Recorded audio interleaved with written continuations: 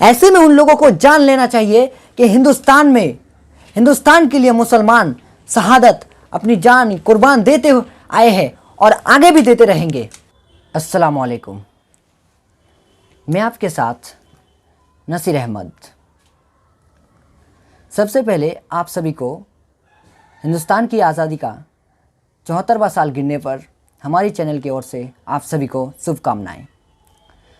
दोस्तों, आज हम बात करेंगे हिंदुस्तान की आज़ादी में मुसलमानों का योगदान।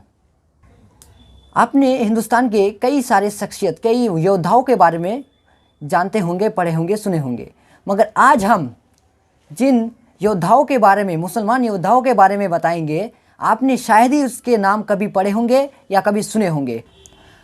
भारत को ब्रिटिश हुकूमत से आज़ादी दिलाने में मुस्लिम स्वतंत्रता सेनानियों ने अपनी जान की कुर्बानी दी थी, लेकिन जब भी स्वतंत्रता आंदोलन की बात होती है, सिर्फ एक ही नाम सामने आता है। उसी नाम से भली भांति वाकिफ़ है। जी हाँ, वो और कोई नहीं, अशफाकुल्ला खान। मगर मुद्दा ये है कि क्या सिर्फ अशफाकुल्ला खान ही भारत के स्वतंत्रता आंदोलन में शामिल थे? बड़ा सवाल। अगर आप गहन अध्ययन करेंगे तो 1458 से लेकर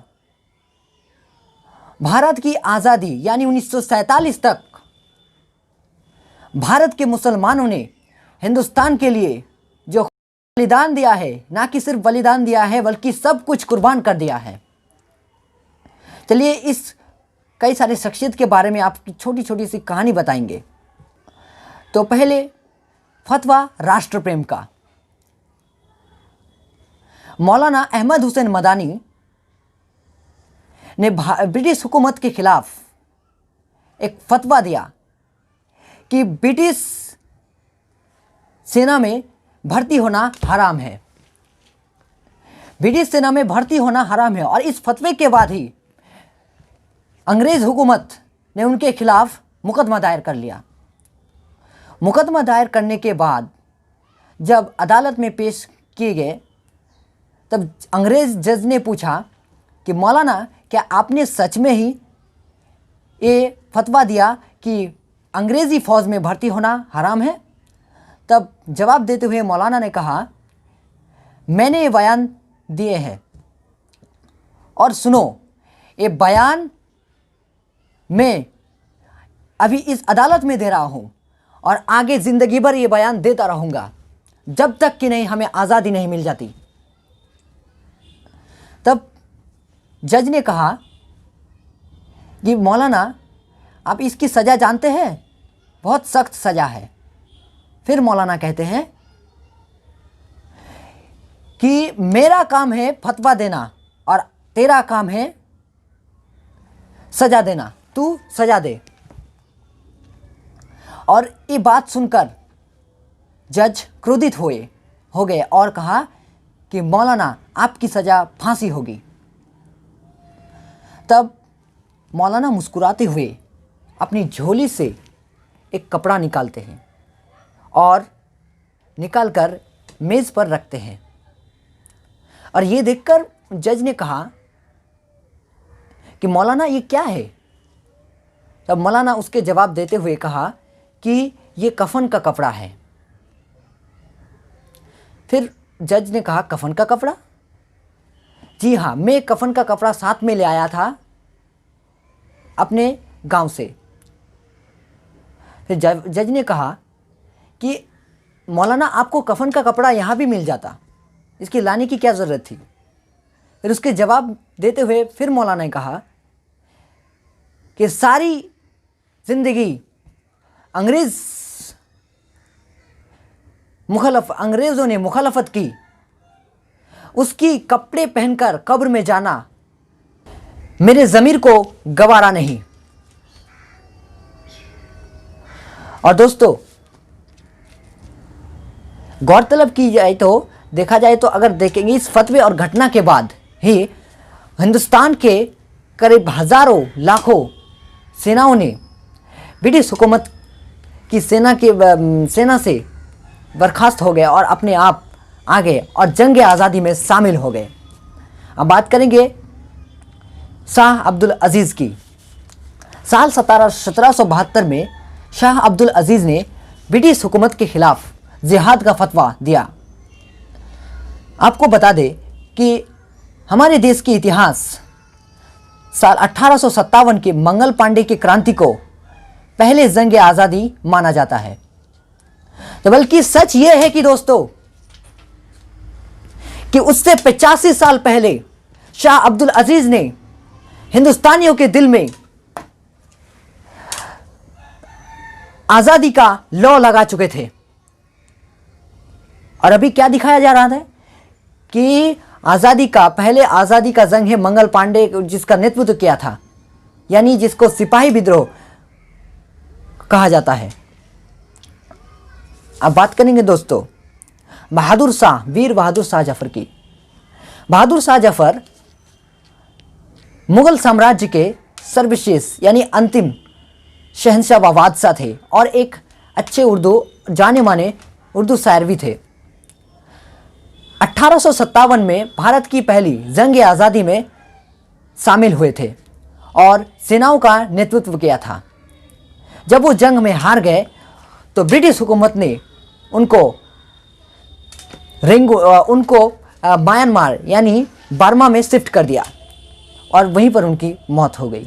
अब बात करेंगे हैदर अली और टीपू सुल्तान की वीरता। हैदर अली और उनके बेटे Tipu Sultan British east India के खिलाफ आवाज उठाए थे। हैदर अली और उनके बेटे टीपू सुल्तान ने ब्रिटिश ईस्ट इंडिया कंपनी के प्रारंभिक खतरे को देखते हुए उनका विरोध किया। और टीपू सुल्तान भारत के इतिहास में एक ऐसे शख्स थे दोस्तों जिन्होंने जिसकी वीरता, जिसकी बहादुरी और सूझबूझ के चलते ईस्ट इंडिया कंपनी को कई बार घुटने टेकने पर मजबूर कर दिया और इस बहादुरी के कारण उसे शेर मैसूर भी कहलाए गए। अंग्रेजों से लोहा मनवाने वाले टीपू सुल्तान अंग्रेजों की जुल्म और सितम के खिलाफ बिगुल बजाया था और जान की बाजी भी लगा दी गई थी, मगर उन्होंने कभी ब्रिटिशों से यानी अंग्रेजों से समझौता नहीं किया। अपनी आखिरी सांस तक भारत के लिए, हिंदुस्तान की आज़ादी के लिए लड़ते लड़ते शहीद हो गए। मगर टीपू सुल्तान के बारे में हम लोगों को बताया नहीं जाता है। टीपू की बहादुरी को देखते हुए भारत के पूर्व राष्ट्रपति यानी डॉक्टर APJ अब्दुल कलाम ने उनको विश्व का पहला रॉकेट आविष्कारक बताया था। बात करेंगे दोस्तों गदर आंदोलन की। आपने शायद एक फिल्म देखी होगी, मूवी देखी होगी गदर। नहीं, उस गदर के बारे में मैं नहीं बात कर रहा हूँ, ये अलग गदर है। तो चलिए बात करते हैं। गदर का शब्द है, अर्थ है विद्रोह। इसका मुख्य उद्देश्य भारत में क्रांति लाना था। गदर का मुख्यालय यानी गदर पार्टी का हेडक्वार्टर अमेरिका के सैन फ्रांसिस्को में स्थापित किया गया। मध्य प्रदेश के बरकतुल्लाह गदर पार्टी के एक संस्थापकों में से एक थे, जिन्होंने ब्रिटिश हुकूमत के खिलाफ कई संगठनों में नाता जोड़ा। गदर पार्टी के सैयद शाह रहमत ने फ्रांस में एक क्रांतिकारी भूमिका के काम किए हैं और 1915 में इस क्रांतिकारी भूमिका के कारण, विद्रोह का कारण उसको फांसी की सजा दी गई। और आगे उत्तर प्रदेश के फैजाबाद के अली अहमद सिद्दीकी और जौनपुर के सैयद मुज्तबा हुसैन, उन्होंने दोनों साथ मिलकर बर्मा में भारतीय ब्रिटिश के खिलाफ विद्रोह आयोजन किया। फैजाबाद के अली अहमद सिद्दीकी और जौनपुर के सैयद मुज्तबा हुसैन साथ मिलकर बर्मा में ब्रिटिश के खिलाफ विद्रोह का आयोजन किया और 1917 में इस विद्रोह के कारण ब्रिटिश सरकार ने उनको फांसी पर लटका दिया। खुदाई खिदमतकार मूवमेंट, ये भी इतिहास में एक बड़ा मूवमेंट था। लाल कुर्ती आंदोलन में भारत के पश्चिम उत्तर के स्थानों में खान अब्दुल गफ्फार खान ने के नेतृत्व में भारतीय राष्ट्रीय कांग्रेस के सहायता पर उन्होंने खुदाई खिदमतकार आंदोलन का शुरुआत की थी, जो काफ़ी महत्वपूर्ण आंदोलन था और इस आंदोलन के चलते उनको पहली 3 साल की सज़ा भी हुई थी और जेल से बाहर आने के बाद ही उन्होंने पठानों को आज़ादी के जंग में लाने के लिए उन्होंने खुदाई खिदमतकार नामक संस्था की स्थापना की और उसके आंदोलन को और भी तेज किया। अलीगढ़ आंदोलन यानी सर सैयद अहमद खां अलीगढ़ मुस्लिम आंदोलन के नेतृत्व किए। उनके सार्वजनिक जीवन के शुरुआती में उन्होंने राजभक्त होने के साथ साथ एक कट्टर राष्ट्रवादी भी थे। उन्होंने हमेशा हिंदू और मुसलमान की एकता का विचारों का समर्थन किया है। साल 1884 में जब उन्होंने पंजाब का दौरे किए थे और मुस्लिम और हिंदू मुस्लिम के एकता पर बल देते हुए कहा था कि हमें यानी हिंदू और मुसलमान को एक मत एक प्रण होना चाहिए और साथ मिलजुल कर कार्य करना चाहिए। अगर हम मिलजुल कर कार्य करेंगे तो एक दूसरे का बहुत सहायता होगा, अगर नहीं तो पूर्ण रूप पर हम लोगों का पतन और विनाश हो सकता है। यही बयान उन्होंने व्यवस्थापिका सभा में देते हुए व्यक्त किए और एक अवसर में उन्होंने कहा था कि हिंदू मुस्लिम शब्द सिर्फ धार्मिक विभेद को व्यक्त करते हैं, परंतु दोनों ही एक ही राष्ट्र के निवासी है। सर सैयद अहमद खां के अलीगढ़ आंदोलन में उनके साथ और कई भी नेता शामिल थे, जैसे नज़ीर अहमद, चिराग अली, आफ्ताब हुसैन और मौलाना शिबली मोनाली। ये तो अभी चुनिंदा लोगों के नाम हम आपको बताए हैं। ऐसे सैकड़ों हजारों लाखों मुसलमान थे जिन्होंने अपनी जान देकर हिंदुस्तान को आज़ाद किया। इतना ही नहीं, मुस्लिम महिलाओं में हजरत महल, असगरी बेगम और वाई अम्मा ने ब्रिटिश शासकों के खिलाफ अहम भूमिका निभाई है। मगर अफसोस ये है कि दोस्तों, भारत के स्वतंत्रता आंदोलन में मुसलमानों की इतनी कुर्बानी, इतनी शहादत के बावजूद हमें उनकी भूमिका के बारे में बताया नहीं जाता है। अंग्रेजों के खिलाफ बोलने वाले मुसलमान सिराजुद्दौला, नवाब सिराजुद्दौला, अशफाकुल्ला खान, सर सैयद अहमद खान, खान अब्दुल गफ्फार खान,